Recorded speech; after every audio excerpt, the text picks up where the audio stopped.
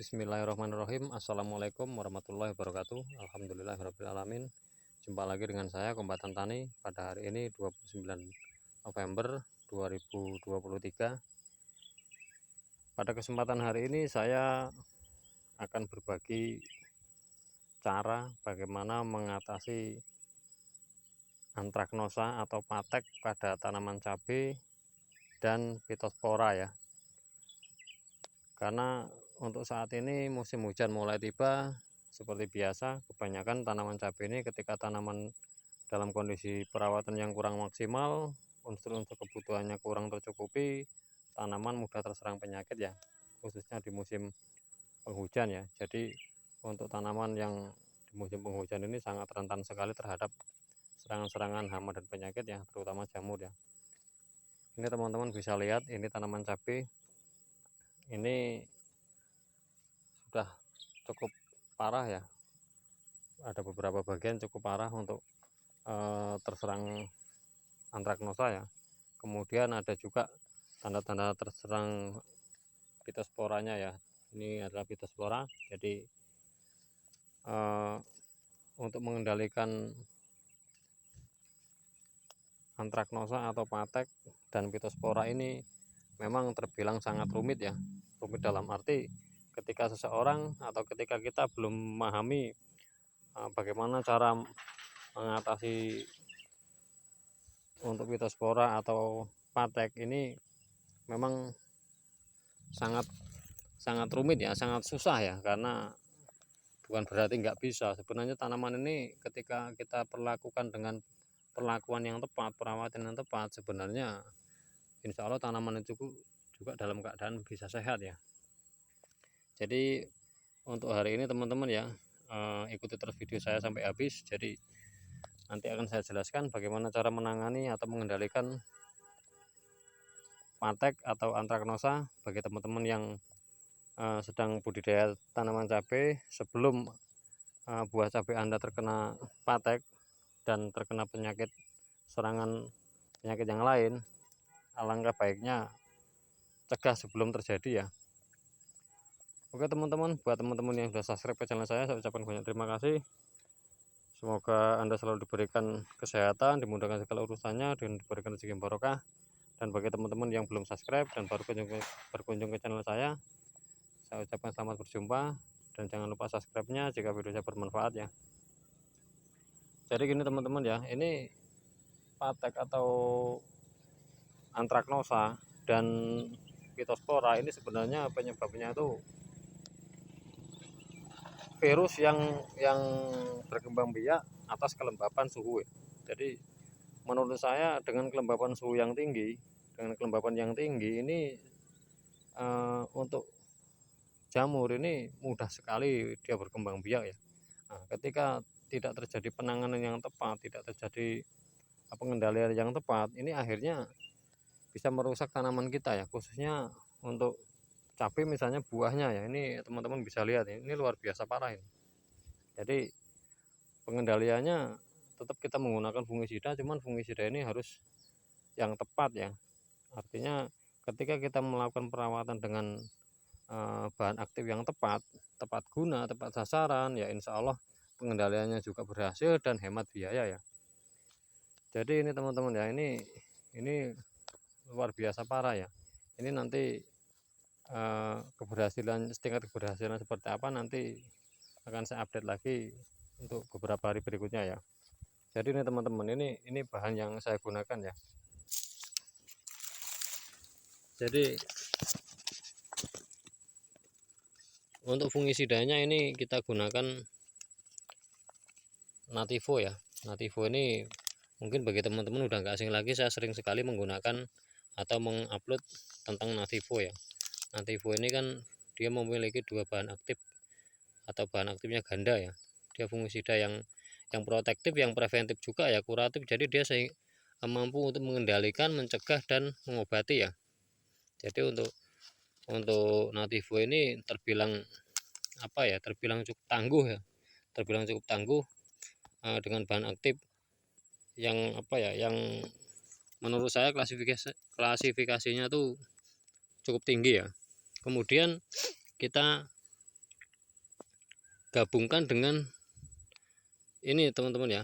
Kalau masalah merek ini terserah ya.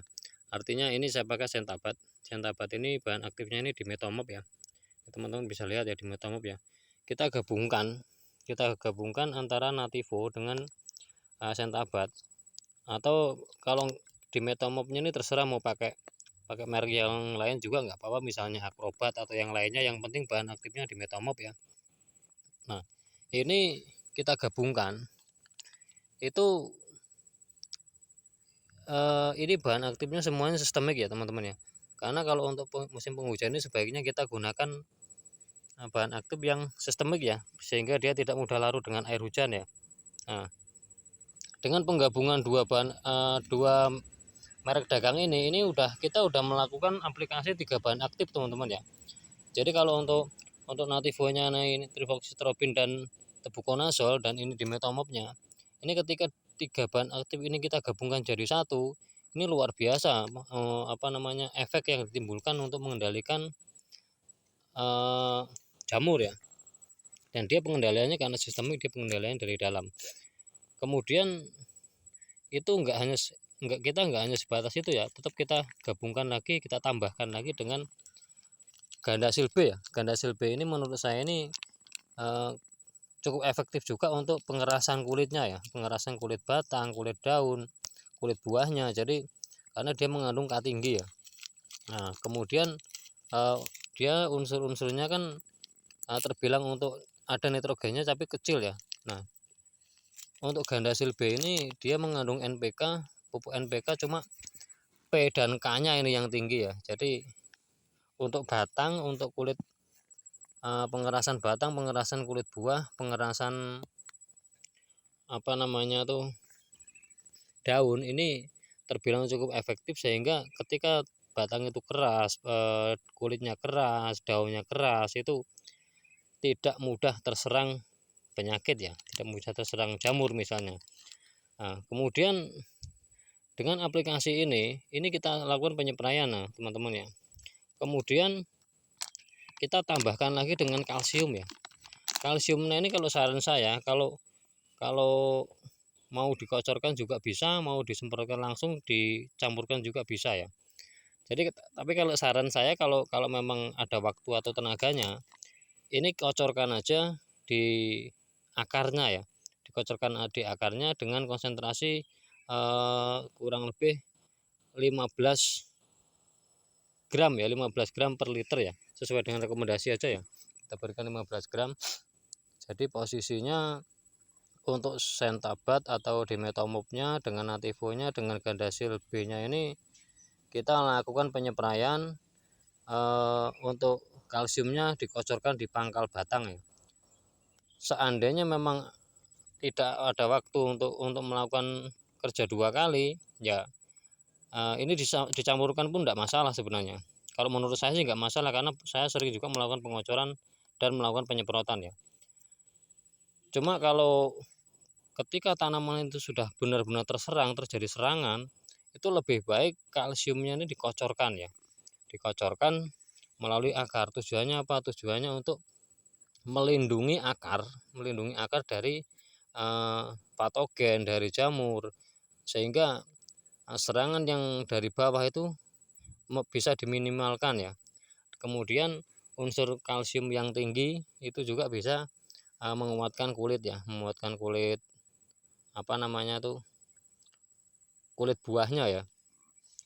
Jadi itu teman-teman ya, ini insya Allah kalau bagi teman-teman yang sudah terserang kena patek atau busuk ranting, patah ranting, atau teklik, atau bahasa yang lainnya itu pitospora, itu dengan aplikasi ini, 3 bahan ini, saya yakin berhasil dikendalikan ya. Seandainya itu tidak berhasil dikendalikan, berarti teman-teman bukan salah obat, bukan salah racikan, tapi salah pengaplikasian ya.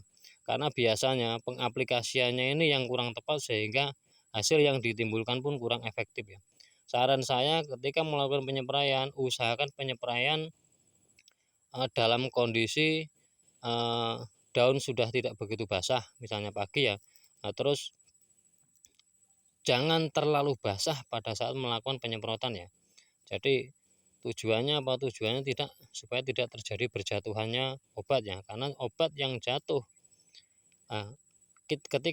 ketika kita melakukan penyemprotan terus terlalu basah, itu yang berjatuhan, yang menetes ke bawah itu sebenarnya racunnya yang jatuh ya. Jadi yang tertinggal di